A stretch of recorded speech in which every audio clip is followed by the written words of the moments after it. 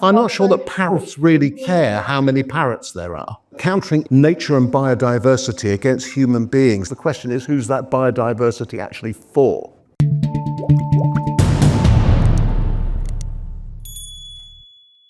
The problem is not just that women have fewer children, if that is a problem at all, but the problem is that we're also living significantly longer than we used to, and we're significantly less well. Now, you could therefore argue that one of the things that you should look about doing about that, we talked about technology, and technology can be your friend here, is that older people ought to work for longer and contribute more while they're older to the overall, to society overall, in which case some of the problems that you would have would be less. The other thing that you could say is that, contrary to what happened in the introduction, Rana, there are large parts of the world where there isn't such a fall-off in birth rate. And what you could say, apropos of what the people on the right call the Great Replacement Theory, is that you could replace some of the people you are no longer having with some of those babies who are still steadfastly being born in other parts of the world, should they want to grace you with their presence. That would be another medium-term way of dealing with the problem.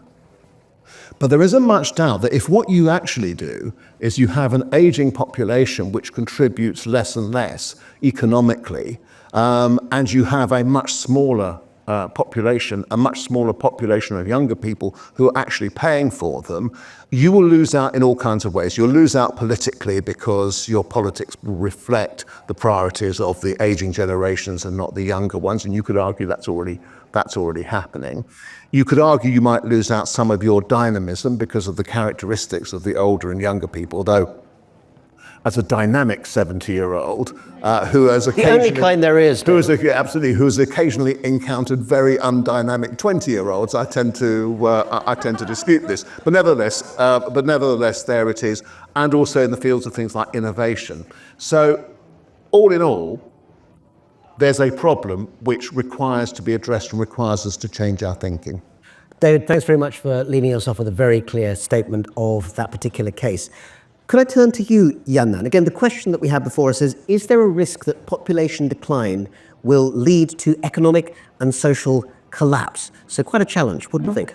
Absolutely no. First of all, economic and social societies, they're made by humans, they're made by us. So as long as they're humans, they are not, disappearing, but they might change radically.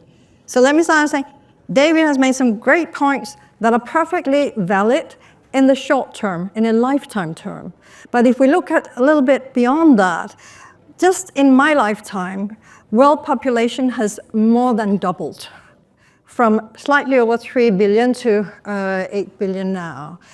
We look back just 200 years, there was 1 billion people on this earth. We go further back, there were of course many fewer. But in a very, very short amount of time, like ants, we have spread on this planet. We haven't treated it as well as ants. So I actually will make this argument that we could radically lower the number of human beings. A lot of issues we're dealing with would be taken care of, and that's the big issues that can't be dealt with by, tinkering with government policies, like climate, like pollution, like biodiversity. There's very, very little wild nature left on the earth anywhere. And for any human we add to our numbers, there'll be more need for square meters and there'll be less wild nature. However much we do rewilding programs, biodiversity programs and so on, we cannot make up for the fact that we are everywhere. And so imagine we go from almost 10 billion now back to just 200 years ago, 1 billion. Suddenly there would be wild nature again that we anyway would still enjoy, but we would not need to make all sorts of programs for nature because nature would have room to come back, animals would have room to roam, and so on. And we would also not have to have wars about scarce resources. Water is one of the resources that wars are about, and scarce minerals, food. And there'll be increasing wars, the more humans we are. And even if we stay the number we are, which it's perfectly right that, the birth rates have come down in our parts of the world, and, also in other parts, but it's still the population is growing because of the trajectory. But we have to be far fewer. And this is not then to say I'll blame people who have kids or so, because I also think it's a very fake polarization of this. I happen to be one of the childless cat ladies. We are having a revival these days. But I think it's perfect. Other people who want kids have kids. I'm happy for that, because otherwise there would be no next generations. But I also think those who have kids should be really happy that I don't, because that gives more square meters and more resources to their kids. So I do think we should start appreciating much more each other and the personal choices in that. And how to deal with, of course, there will be an economic issue, because population growth works like a pyramid scheme. Do you wonder why house prices always go up, particularly in cities like London? It's because there are more and more people in the world. So there'll be an increasing demand for the square meters available. And the thing is, then there won't be any square meters at the end. So, of course, this just is a pyramid scheme. So if we could stop population and go down, yes, the house market would seem to collapse, except I think a lot of people who aren't able to afford housing right now, who aren't able to afford anything, they could suddenly be there. So anyway, yeah, I'm making a very, very strong case for, through natural means, not through killing programs, that we go back to 1 billion. Yes. 1 billion is what the Earth can manage, I think. Janne, thank you very much. Very, very clearly and cogently stated, and giving us a great starting point for continuing today's debate. Let me now turn to Peter Godfrey-Smith. And again, Peter, the question before us, is there a risk that population decline will lead to economic and social collapse? Your thoughts? The population crisis is a crisis about which I'm completely relaxed, I have to say. It doesn't seem like a crisis to me at all. My thinking is not too far from what Janne was just saying, but so I'll just complement things and add a background framing that I think will motivate the views. It would be good, I think, if there were fewer humans on Earth. Similar reasons to the reasons that you were saying.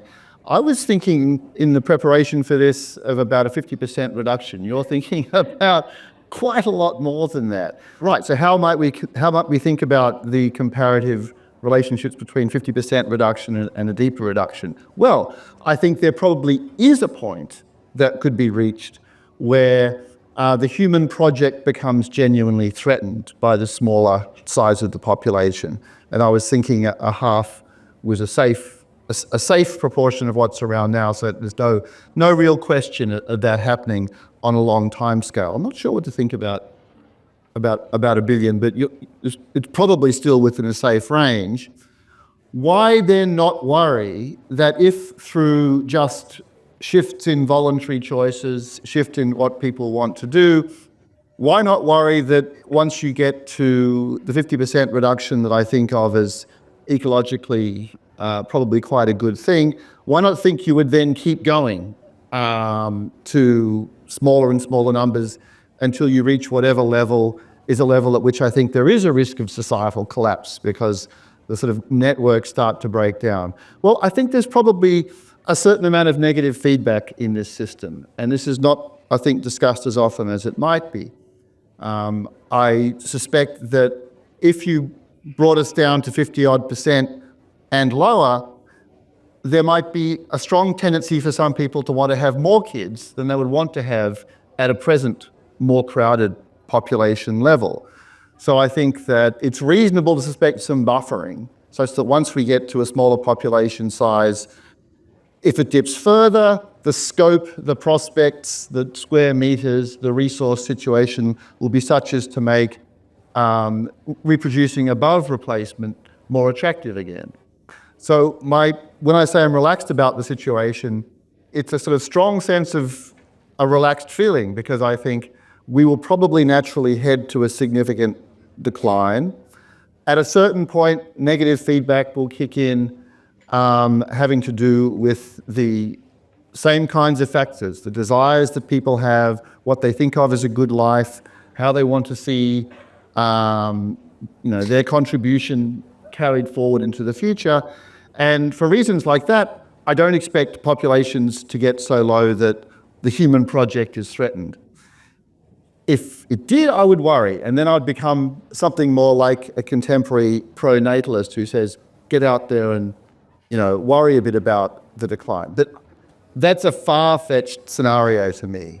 I think shifting patterns in ordinary, sensible, and diverse human choices are probably having a more benign effect than people often give them credit for. Thanks very much indeed, Peter. And we will actually get to some of those questions, including the question of pro-natalism, the official encouragement of birth rates, a little later in the debate. But let's just spend a little bit more time on this question of whether or not a population decline in principle might be a good thing or not. And David, let me turn back to you, because you did mention, and you laid out very clearly, that in large parts of the global north, Western Europe, Japan, even North America, we are talking about a situation where the population rise the last 2 decades has plateaued out and is beginning to decline. East Asia, that's true as well. But if you look at a projection for where the greatest population growth and biggest populations of countries will be in about 15, 20 years' time, into the 2040s, we find a lot of new entrants into that particular category. You find Nigeria, Pakistan, Indonesia, amongst others, while Japan and others begin to go down. Isn't the reality that the sense that we don't need to worry about population growth is less the case if you look at the globe as a whole? Yeah, but we don't live in the globe as a whole. I mean, there are very, very, very few boats carrying Italians across to the shores of Libya so they can go and live in Nigeria. So in a way, you've got to ask yourself where the populations are, where they're likely to be, where they're likely to move. I mean, I centered my argument not on the question about whether a bigger population was a good or bad thing. I centered my argument on the problem of what happens under those circumstances when you have an aging population. I don't really think, frankly, that was addressed. By the way, just to say, Janet, if you're going to be really consistent, you can't be a childless cat lady with your own. You have to be a childless wolf lady, etc. And by the way, I'm not sure that parrots really care how many parrots there are. By the way, so countering, if you like, a kind of notion of nature and biodiversity against human beings is an interesting question, because the question is, who's that biodiversity actually for? I'm not saying that it doesn't have a value, but what is the purpose of it?